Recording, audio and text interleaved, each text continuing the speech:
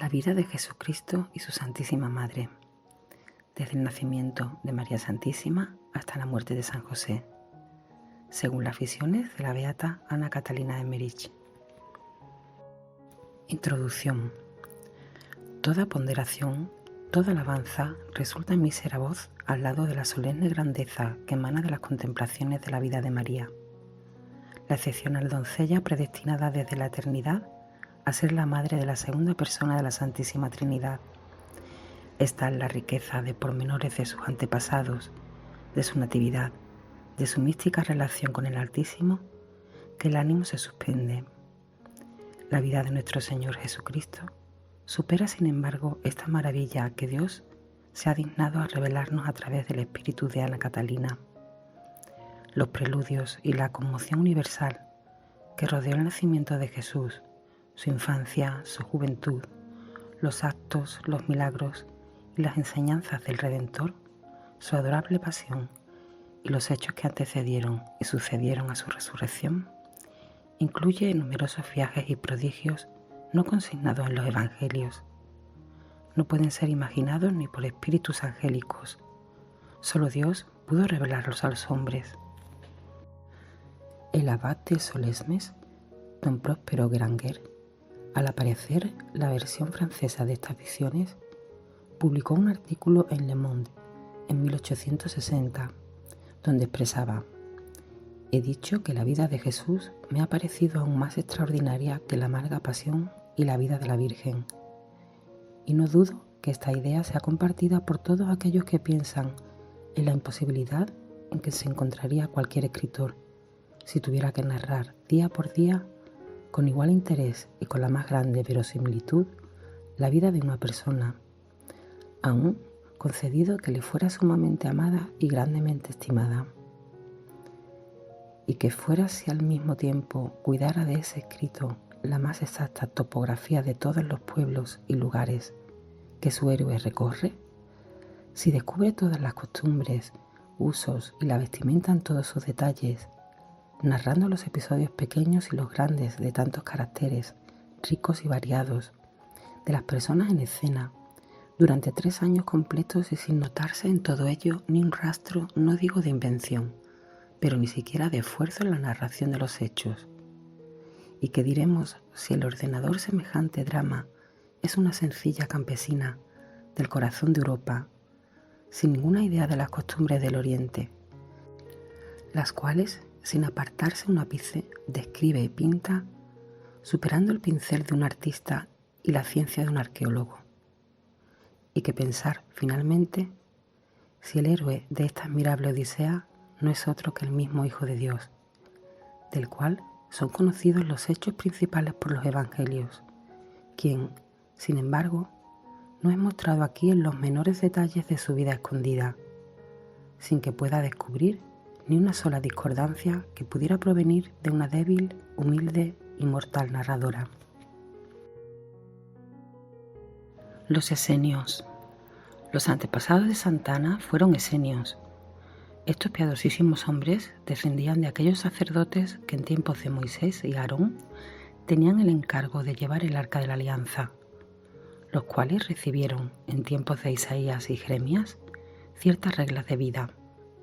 Al principio no eran numerosos. Más tarde vivieron en Tierra Santa reunidos en una extensión como de 48 millas de largo y 38 de ancho. Y solo más tarde se acercaron a las regiones del Jordán. Vivían principalmente en el monte Horeb y en el Carmelo. En los primeros tiempos, antes que Isaías los reuniese, vivían desamparados, entregados a la penitencia. Llevaban siempre los mismos vestidos y los remendaban, no cambiándolos hasta que se le caían de puro viejos. Vivían en estado de matrimonio, pero con mucha pureza de costumbres. A veces, de común acuerdo, se separaban hombre y mujer y vivían cierto tiempo entregados a la oración. Cuando comían, estaban separados los hombres de las mujeres. Comían primero aquellos y cuando se alejaban los hombres, lo hacían las mujeres. Ya desde entonces, había entre estos judíos antepasados de Ana y de la Sagrada Familia. De ellos también derivan los llamados hijos de profetas. Vivían en el desierto y en los alrededores del monte Oreb. En Egipto también he visto a muchos de ellos. Por causa de las guerras estuvieron un tiempo alejados del monte Oreb, pero fueron nuevamente recogidos por sus jefes. Los macabeos pertenecieron también a ellos. Eran grandes veneradores de Moisés. Tenían un trozo de vestido de él, que éste había dado a Aarón, y que les había llegado en posesión. Era para ellos cosa sagrada, y he visto que en cierta ocasión unos 15 murieron en lucha por defender este sagrado tesoro. Los jefes de los esenios tenían conocimiento del misterio encerrado en el Arca de la Alianza. Los que permanecían célibes formaban una agrupación aparte, una orden espiritual, y eran probados largamente durante varios años antes de ser admitidos. Los jefes de la orden los recibían por mayor o menor tiempo, según la inspiración que recibían de lo alto. Los esenios que vivían en matrimonio observaban mucho rigor entre ellos y sus mujeres e hijos, y guardaban la misma relación con los verdaderos esenios que con los terciarios franciscanos respecto a la orden franciscana. Solían consultar todos sus asuntos al anciano jefe del monte Oreb. Los esenios célibes eran de una indescriptible pureza y piedad. Llevaban blancas y largas vestiduras que conservaban perfectamente limpias. Se ocupaban de educar a los niños. Para ser admitidos en la orden debían contar por lo menos 14 años de edad. Las personas de mucha piedad eran probadas por un solo año, los demás 2. Vivían en perfecta pureza y no ejercían el comercio. Lo que necesitaban para el sustento lo obtenían cambiando sus productos agrícolas. Si un esenio faltaba gravemente, era arrojado de la orden, y esta excomunión era seguida generalmente de castigo, como en el caso de Pedro con Ananías, es decir, moría. El jefe sabía por revelación divina quién había faltado gravemente. He visto que algunos debían solo hacer penitencias. Se ponían un saco muy tieso, con los brazos extendidos, que no podían doblar, y en el interior lleno de puntas agudas. Tenían sus cuevas en el monte Oreb. En una cueva mayor se había acomodado una sala de mimbre donde a las 11 reuníanse todos para la comida en común. Cada uno tenía delante un pequeño pan y un vaso. El jefe iba de uno a otro, bendiciendo los panes. Después cada uno volvía a su celda. En esa sala vi un pequeño altar, y sobre él panes bendecidos cubiertos, que luego se distribuían a los pobres. Poseían muchas palomas, tan mansas que picoteaban en las manos. Comían de estas palomas, y supe que tenían algún culto religioso por medio de ellas, porque decían algo sobre las aves y la dejaban volar. De la misma manera he visto que decían algo sobre corderos que luego dejaban vagar por el desierto. 3 veces al año iban al templo de Jerusalén. Tenían sacerdotes entre ellos que cuidaban de las vestiduras sagradas, a las cuales purificaban, hacían de nuevo y costeaban su hechura. Se ocupaban de agricultura, de ganadería y especialmente de cultivar huertas. El monte Oreb estaba lleno de jardines y árboles frutales, en medio de sus chozas y viviendas. Otros tejían con mimbres o paños, o bordaban y adornaban vestiduras sacerdotales. La seda no la usaban para sí, la llevaban atada al mercado y la cambiaban por productos. En Jerusalén tenían un barrio especial para ellos, y aún en el templo un lugar reservado. Los judíos comunes no congeniaban con ellos. Vi llevar al templo ofrenda como uvas de gran tamaño, que cargaban 2 hombres, atravesadas en un palo. Llevaban corderos que no eran sacrificados, sino que se dejaban correr libremente. No los he visto ofrecer sacrificio cruento. Antes de partir para el templo, se preparaban con la oración, riguroso ayuno, disciplinas y otras penitencias. Quien se acercaba al templo con pecados no satisfechos penitencialmente, temía ser castigado con muerte repentina, cosa que a veces sucedía. Si en el camino a Jerusalén encontraban a un enfermo necesitado, no proseguían su camino hasta no haber ayudado al desvalido. Los he visto juntar hierbas medicinales, preparar bebidas y curar enfermos con estos medios. Les imponían las manos o se tendían con los brazos extendidos sobre los mismos enfermos. Los he visto sanar a veces a la distancia. Los enfermos que no pueden acudir mandaban algún mensajero, en el cual hacían todo lo que el enfermo verdadero necesitaba, y éste sanaba en el mismo instante. Ascendientes de Santa Ana. En tiempo de los abuelos de Ana, era jefe de los esenios el anciano Arcos. Este hombre tenía visiones en la cueva de Elías, en el monte Oreb, referentes a la venida del Mesías. Sabía de qué familia debía nacer el Mesías. Cuando Arcos tenía que profetizar sobre los antepasados de Ana, veía que el tiempo se iba acercando. Ignoraba que a veces se retardaba o interrumpía el orden por el pecado, y por cuánto tiempo era la tardanza. Sin embargo, exhortaba la penitencia y el sacrificio. El abuelo de Ana era un esenio que se llamaba Estolano, antes de su matrimonio. Por su mujer y por las posesiones de ésta, se llamó después Garesha o Sarciri. La abuela de Ana era de Mara, en el desierto, y se llamaba Moruni o Emurón. Esto es, madre excelsa. Se unió con Estolano por consejo del profeta Arcos, que fue un jefe de los esenios por 90 años, y era un santo varón con quien siempre se aconsejaban antes de contraer matrimonio, para oír su palabra y acertar en la elección. Me extrañaba ver que estos santos hombres y profetas siempre profetizaban sobre descendencia de mujeres y que los antepasados de Ana y la misma Ana tenían siempre hijas mujeres. Parecía que fuera su intento religioso preparar recipientes puros que debían dar hijos santos como el precursor, el Salvador, los apóstoles y los discípulos.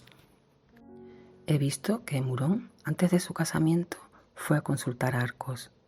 Tuvo que entrar en la sala de reunión en el monte Oreb, en un lugar señalado, y hablar a través de una reja con el jefe supremo, como se usa en el confesionario.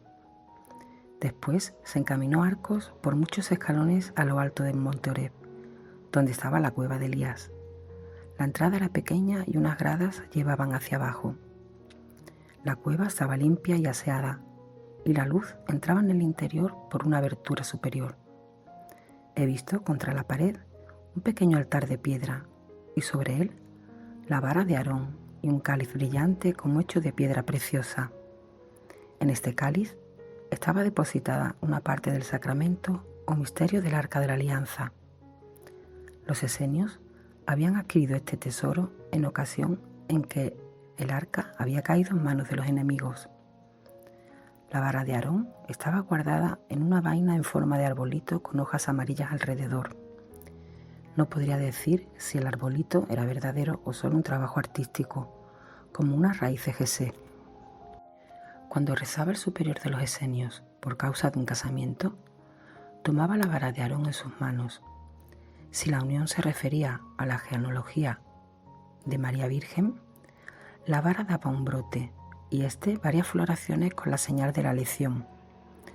Los antepasados de Ana fueron elegidos brotes de esta genealogía y sus hijas lo fueron por medio de estas señales, las cuales daban otros brotes cuando estaban por contraer matrimonio. Este arbolito, con sus retorcidas ramas, era como el árbol genealógico, como la raíz de Jesé, mediante el cual se podía conocer, según lo que hubiera crecido, la proximidad del nacimiento de María. Había allí otros pequeños arbustos en tarros sobre el altar, los cuales tenían significación cuando reverdecían o se agostaban. En torno de las paredes había espacios guardados por rejillas, donde se conservaban, envueltos en seda y lana, huesos de antiguos santos y varones israelitas que habían vivido y muerto en el monte y en los alrededores. También en las mismas cuevas de los esenios vi semejantes huesos delante de los cuales rezaban, ponían flores o encendían lámparas. Arcos se revestía al modo de los sacerdotes del templo cuando oraba en la cueva de Elías. Su vestidura se componía de 8 partes. Primero se ponía sobre el pecho un vestido que había llevado Moisés, una especie de escapulario que tenía una abertura para el cuello y caía en igual largo sobre el pecho y espaldas.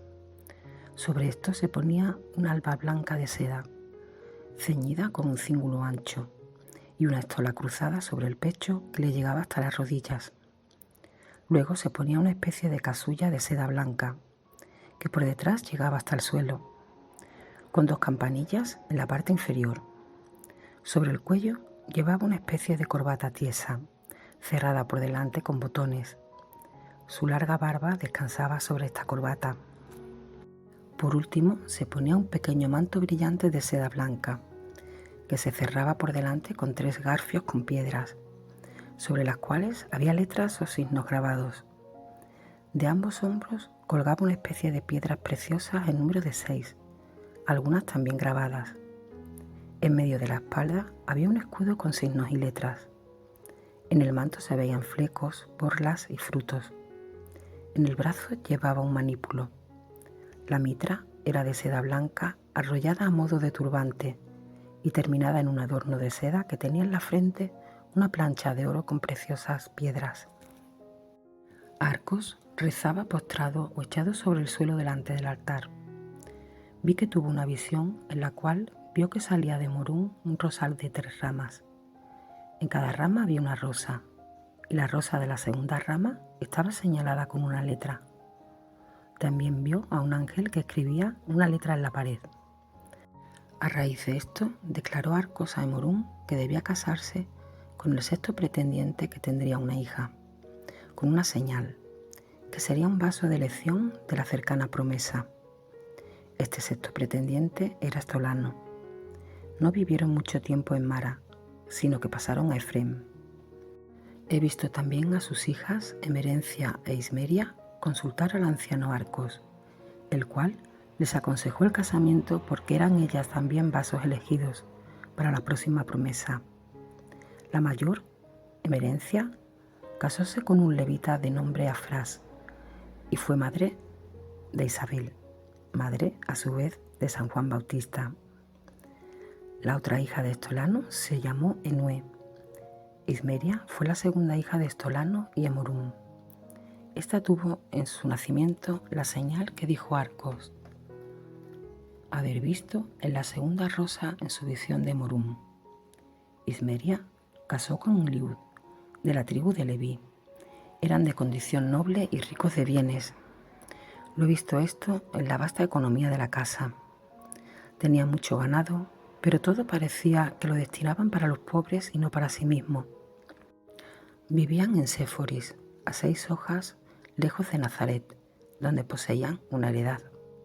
Tenían una posesión en el valle de Zabulón, a donde iban en los tiempos buenos del año y donde Eliud fijó su residencia después de la muerte de su mujer Ismeria. En el mismo valle se había establecido el padre de Joaquín con su familia. La piadosa educación que había tenido Estolano y Emorum pasó a su hija Ismeria y a Eliud. La primera hija de Ismeria se llamó Sobe. Esta se casó más tarde con Salomón y fue la madre de María Salomé, que se casó con Zebedeo, padre de los apóstoles Santiago el Mayor y Juan. Como no llevase Sobe la señal dicha por Arcos, se contristaron mucho los padres y fueron al monte Horeb al ver al profeta, quien les impuso oración y sacrificio y los consoló. Por espacio de 18 años no tuvieron hijos, hasta el nacimiento de Ana. Tuvieron entonces ambos una visión nocturna. Ismeria vio a un ángel que escribió una letra en la pared junto a su lecho. Contó esto a su marido, que había visto lo mismo, y ambos vieron la letra al despertar. Era la letra M, que Ana había traído al mundo a nacer, grabado en el bajo vientre. Los padres amaban a Ana de una manera particular. He visto a la niña Ana, no era hermosa en grado notable, pero sí más que otras niñas de su edad. No fue de ningún modo tan hermosa como lo fue María, pero era muy sencilla, inocente y piadosa.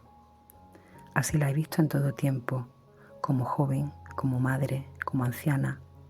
De manera que cuando veo a una campesina realmente sencilla, pienso siempre, esta es como Ana. Ana fue llevada a la edad de 5 años al templo, como más tarde María. Vivió 12 años allí y a los 17 volvió a su casa. Entretanto, tuvo su madre una tercera hija, llamada Mara, y Ana encontró a su vuelta a un hijo de su hermana mayor Sobe, llamado Eliud. Mara consiguió más tarde la posesión de la casa paterna en Séforis y fue madre de los discípulos Arastaria y Cocharia. El joven Eliud fue más tarde marido segundo de la viuda de Naíam, Maroni. Un año después se enfermó Ismeria y murió. Desde el lecho de dolor hizo venir a su presencia a todos los de la casa. Los exhortó y aconsejó y designó a Ana como ama de casa después de su muerte. Luego habló con Ana y le dijo que debía casarse, pues era un vaso de elección y de promesa. San Joaquín y Santa Ana. 1 año y medio más tarde se casó Ana con Elí o Joaquín, también por un aviso profético del anciano Arcos. Hubiera debido casar con un levita de la tribu de Aarón, como las demás de su tribu, pero por la razón dicha fue unida con Joaquín, de la tribu de David, pues María debía ser de la tribu de David. Había tenido varios pretendientes y no conocía a Joaquín, pero lo prefirió a los demás por aviso de lo alto. Joaquín era pobre de bienes y era pariente de San José. Era pequeño de estatura y delgado. Era hombre de buena índole y de atrayentes maneras. Tenía, como Ana, algo de inexplicable en sí. Ambos eran perfectos israelitas y había en ellos algo que ellos mismos no conocían, una ansia y un anhelo del Mesías y una notable seriedad en su porte. Pocas veces los he visto reír, aunque no eran melancólicos ni tristes. Tenían un carácter sosegado y callado, siempre igual y aún en edad temprana llevaban la madurez de los ancianos. Fueron unidos en matrimonio en un pequeño lugar donde había una pequeña escuela. Solo un sacerdote asistió al acto. Los casamientos eran entonces muy sencillos. Los pretendientes se mostraban en general apocados. Se hablaban y no pensaban en otra cosa sino que así debía ser. Decía la novia sí y quedaban los padres conformes.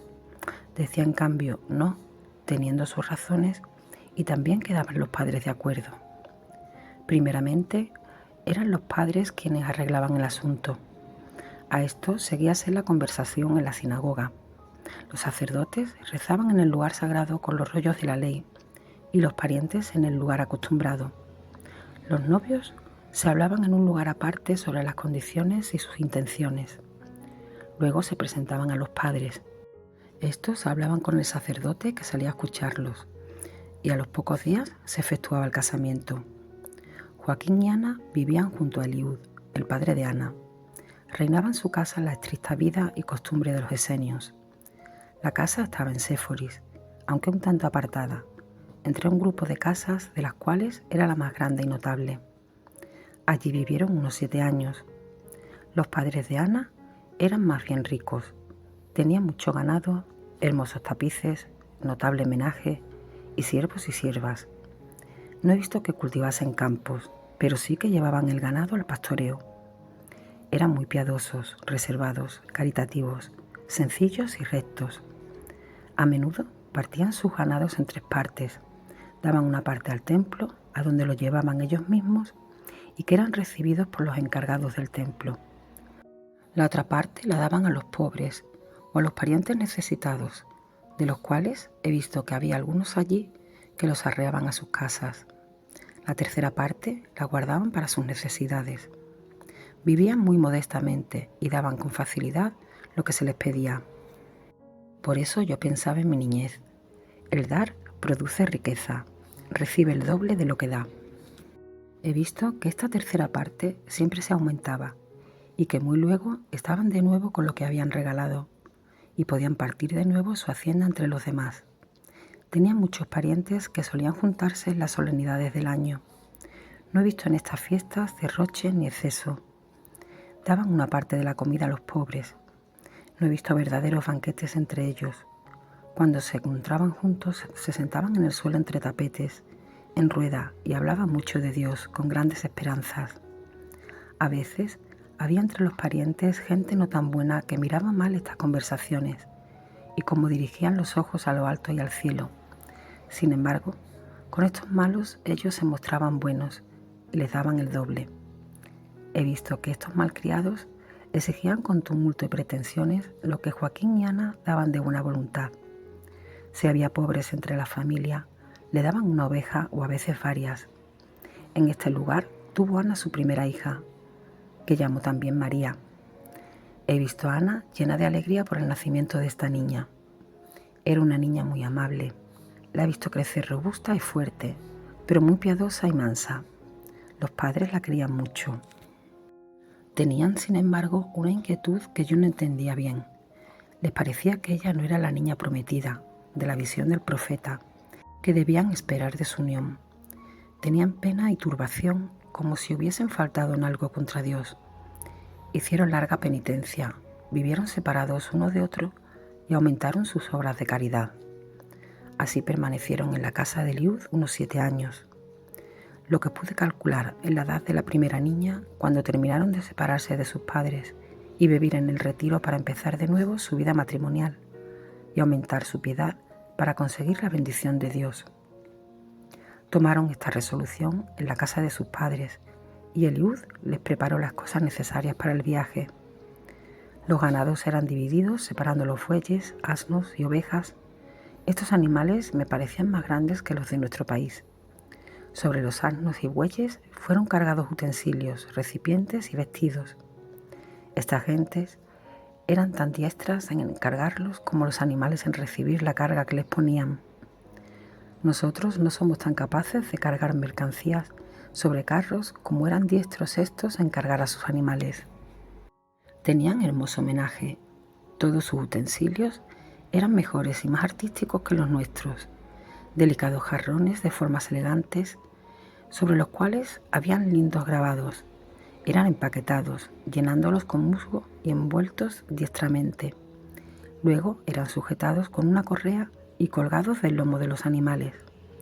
Sobre las espaldas de los animales colocaban toda clase de paquetes con vestimentas de multicolores envoltorios, mantas y frazadas bordadas de oro. Eliud les dio a los que partían una bolsita con una masa pequeña y pesada, como si fuera un pedazo de metal precioso.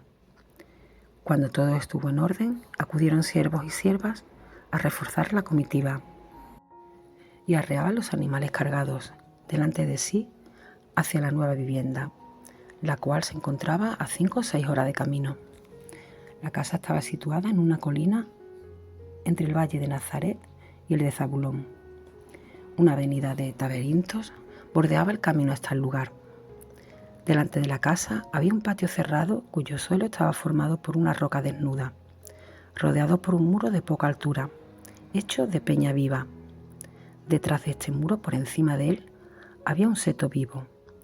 En uno de los costados del patio había habitaciones de poca monta para hospedar pasajeros y guardar enseres. Había un cobertizo para encerrar el ganado y las demás bestias de carga. Todo estaba rodeado de jardines y en medio de ellos, cerca de la casa, se levantaba un gran árbol de una especie rara. Sus ramas bajaban hasta la tierra, echaban raíces y así brotaban nuevos árboles, formando una tupida vegetación. Cuando llegaron los viajeros a la vivienda, encontraron todo arreglado y cada cosa en su lugar, pues habían los padres enviado algunos antes con el encargo de preparar todo lo necesario. Los siervos y siervas habían desatado los paquetes y colocado cada cosa en su lugar. Pronto quedó todo ordenado y habiendo dejado instalados a sus hijos en la nueva casa, se despidieron de Ana y Joaquín, con besos y bendiciones, y regresaron llevándose a la pequeña María, que debía permanecer con los abuelos. En todas estas visitas y en otras ocasiones, nunca los he visto comer con exceso de despilfarro. Se colocaban en rueda, teniendo cada uno sobre la alfombra 2 platitos y 2 recipientes. No hablaban generalmente en todo el tiempo, sino de las cosas de Dios y de sus esperanzas en el Mesías. La puerta de la gran casa estaba en medio. Se entraba por ella a una especie de antesala, que corría por todo lo ancho de la casa. A derecha e izquierda de la sala había pequeñas piezas separadas por biombos de juncos entretejidos, que se podían quitar o poner a voluntad. En la sala se hacían las comidas solemnes, como se hizo cuando María fue enviada al templo.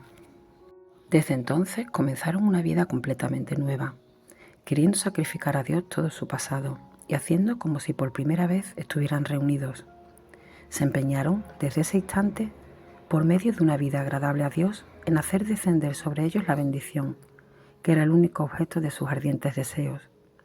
Los vi visitando a sus rebaños y dividiéndolos en 3 partes, siguiendo la costumbre de sus padres, una para el templo, otra para los pobres y la tercera para ellos mismos.